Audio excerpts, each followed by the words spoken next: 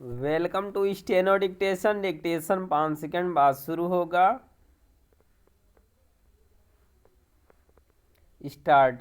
महोदय, पंजाब के अंदर चंडीगढ़ का झगड़ा हो, सरकार ने जिस झगड़े को टालना चाहा वह झगड़ा और अधिक उग्र रूप लेकर देश के और सरकार के सामने आया।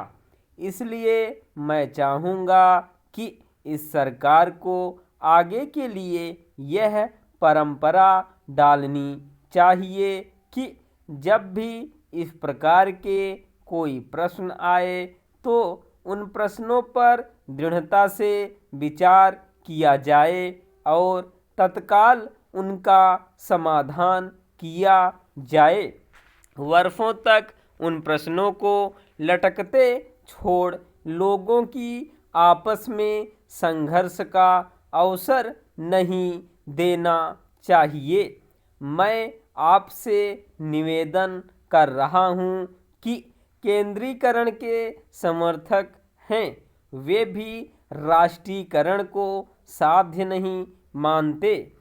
प्रधानमंत्री ने स्वयं स्वीकार किया है कि अनेक देशों में बैंक सरकार के हाथ में है, लेकिन बैंक सर्कुलर से लिया तो समाजवाद आ गया। ऐसा कोई नहीं कह सकता जिन देशों में समाजोर नहीं वहाँ बैंक सरकार के हाथों में है।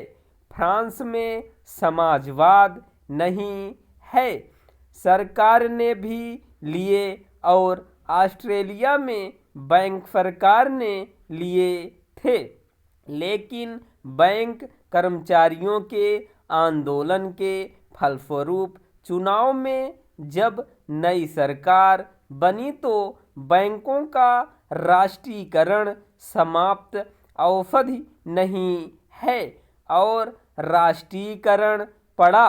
राष्ट्रीयकरण कोई हर रोग की रामबाण करण में नहीं बदलना चाहिए। जिस तत्परता ने बैंकों को अपने हाथ में लिया है उससे आर्थिक क्षेत्र में कठिनाइयां पैदा हो सकती हैं। नए नए लोगों में नई नई आशाएं जागी हैं। क्या ये आशाएं पूरी की जा सकेंगी?